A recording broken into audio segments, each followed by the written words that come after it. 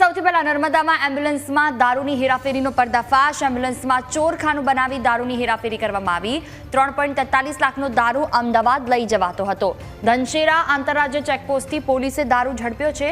13.53 લાખના મુદ્દામાલ સાથે આરોપીની ધરપકડ કરવામાં આવી। દિવાળી સમયે અમદાવાદમાં દારૂ વેચવાનો આ કિમિયો। નર્મદામાં એમ્બ્યુલન્સમાં દારૂની હેરાફેરીનો પર્દાફાશ। વધુ માહિતી સાથે સંવાદદાતા પ્રવીણ ફોન લાઈન પર જોડાયા છે અમારી સાથે। જી પ્રવીણ, 13.53 લાખના મુદ્દામાલ સાથે આરોપીની ધરપકડ કરાઈ। ક્યાંથી આ દારૂ આવતો હતો, શું વિગતો હાલમાં?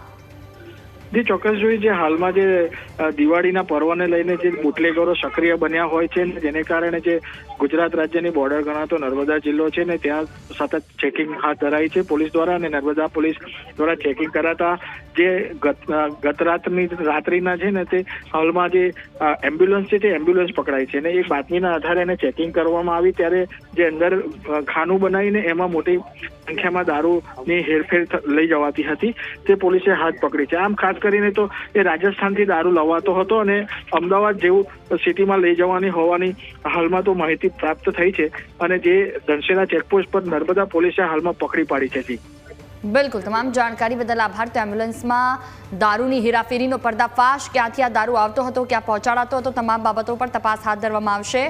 એમ્બ્યુલન્સનો ઉપયોગ કરીને આ દારૂની હેરાફેરી થતી હતી।